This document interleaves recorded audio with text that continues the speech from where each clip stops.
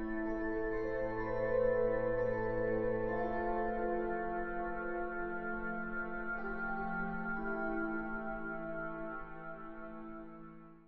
was that time of year again. The circus was in town, and it was pretty much what everyone was talking about. We didn't have a zoo, so the chance to see some exotic animals up close was a fun thought for most people. I had taken my son every year for 3 years since he was 6 years old, and this year would be no different. We arrived at the fairgrounds to see the usual giant tents that were obviously slightly tattered somewhat from continuous setup and takedown over the years. The lines looked to be longer than they had been in previous years, so I grabbed my son and we quickly made our way to the admission line to begin our wait. Everything went as usual.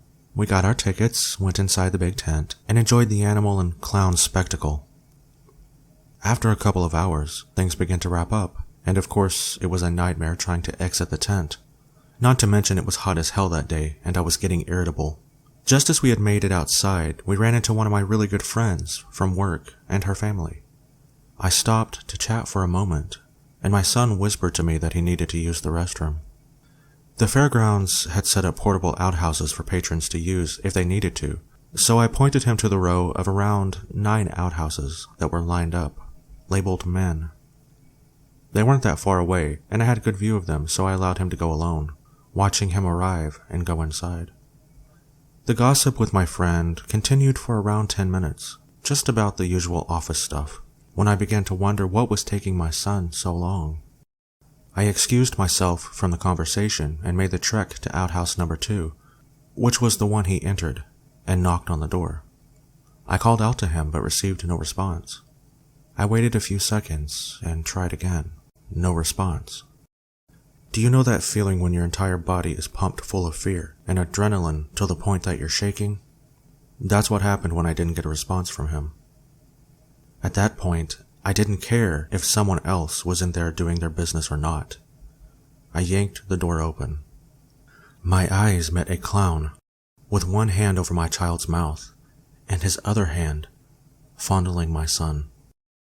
Almost as soon as the door opened, the clown bolted out of the outhouse. I grabbed my son by the hand and took off after him. I was too slow, though. He disappeared into the sea of people and other clowns. I found the nearest circus official and reported what happened. They asked if I could remember what his clown suit looked like, as they have all their clown costumes custom made, and each clown has a specific pattern. I quickly described the costume as white, purple, and black stripes. I was told that the circus clowns wear only white, red, and yellow suits, and that the clown could not have been with the circus. I immediately pulled out my cell phone and called the police. I made a report and they did a brief search of the area, but nothing has come of it. My biggest fear since this happened is simply not knowing anything. Was this person actually with the circus? Or do we have a child predator in our town that dressed up as a clown to seduce children? I just don't know. In the late 1980s, my mother was pregnant with my little sister. My older sister, who was 10 at the time, and I went with my mother to one of her prenatal doctor's appointments. In the office, I grew restless, so my mom told my sister to take me out to the van and wait for her to finish up her exam. When we walked out of the doors to go to the van, there was a man standing there. He was right outside of the doors, facing the parking lot, but he turned to look at us as we exited. He was tall, overweight, had bright red hair, and was wearing a denim pair of overalls. He was swinging his arms back and forth, and each time his hands would meet behind his back, he would clap them together. Then they would swing forward and clap in front of him. Swing, clap, clap, over and over again. I remember feeling very frightened of him immediately, and so did my sister. As we were walking past him, he said to us, "Look at those little girls. I like little girls." I was very young, but I knew something was wrong about the way he said that. My sister grabbed my hand and whispered, "Don't look at him." As we walked, he began to walk after us at a slow pace, still swinging and clapping. It was almost as if he was fine with us walking away from him, because the farther away we got from the building, the more privacy he'd have.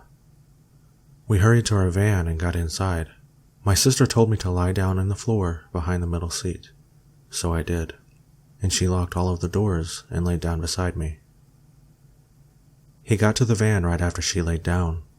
We could see him looking through all of the windows and hear him jiggling the door handles and saying, "Where are you, little girls?" in a way that you could hear a creepy smile in his voice. We lay there in fear, just waiting. Finally, it all stopped. I don't know if someone came out of the doctor's office and interrupted him or what, but suddenly everything was quiet. We were afraid he was still out there, so we kept lying there until my mom came out. I don't know if this man was insane or mentally challenged or just evil, but I do think he would have molested us, had he been able to get to us. I was playing a console video game at Snyder's drugstore in 1984, as my father bought a card for my mom a couple aisles over. A tall, skinny, red-haired man in his 30s came over and told me that he was a police officer and needed to bring me to the station to ask me questions about stolen candy. He grabbed my hand and led me out of the store, across the parking lot, and to the street. We crossed over, and I was crying to the guy that I didn't steal any candy. He pulled me behind a church, and suddenly I hear my father screaming my name frantically. I look in the direction and see his green, woody station wagon. I point at the car with my free hand and yell, "That's my dad. He will tell you I didn't steal candy." Thankfully, my dad heard me, threw the car in park and came running over, and shouted for me to get into the car and stay there with the doors locked. The guy let go of my hand and started running behind the church. I ran to the car and my dad ran after the guy. I laid on the floor of the car just freaked by what was happening and scared to look. My dad came back a few moments later and grabbed the wheel. I'll never forget how his hands were white from gripping them, and there was blood running down his knuckles. He drove me home, shouting the whole way to never walk with anyone. I told him the guy said he was a cop. My dad started screaming incoherently in his native language about creepy liars trying to hurt kids. That night, my mom gave me a long talk about how people are bad and they can't be trusted, and how the world isn't a nice place, as she bandaged my father's hands. I'll never forget my dad whispering to my mom, "I think I knocked his tooth out. I should have killed that bastard." Back in 2011-2012, my mom would regularly hang out with Jack, an older man whose basement we lived in. We were semi-poor, and his basement was cheap and basically a separate house. She had recently broke up, again, with my youngest brother's father. It's kind of funny because Jack was the ex's stepfather for a long time, and they remained kind of close. One day when my mother and brother went over to his house, there was another man who was both friends and business acquaintances with Jack. He did a lot of buying and reselling on sites like eBay and turned a nice profit. The man was quite well off financially, as he had his own construction business, or something along those lines. Since both my mother and the man both saw Jack a lot, they got to know one another, and the man started to ask my mom out on numerous occasions, but she always said no. He would get more and more persistent, even asking her to move in with him, since he knew she was struggling for money and he had a big house. She said she got a funny feeling from him and would always turn him down. Time passes, unrelated things happen, and my mother ends up moving a few towns away with her brother and didn't really have much contact with Jack nor his friend. All is well, at least until one day I get an almost hysterical call from my mother. She rushes over to my dad's house where I was living. I was around 15 at the time, and shows me an article. I get a cold, sinking feeling, and a lump forms in my belly. The man who had been pursuing her, the man who seemed off, the man I heard about in passing, was convicted of possessing child pornography, the purchasing of an infant, and rape of said infant. It turns out the whole time he was pursuing my mother, he was abusing this poor child.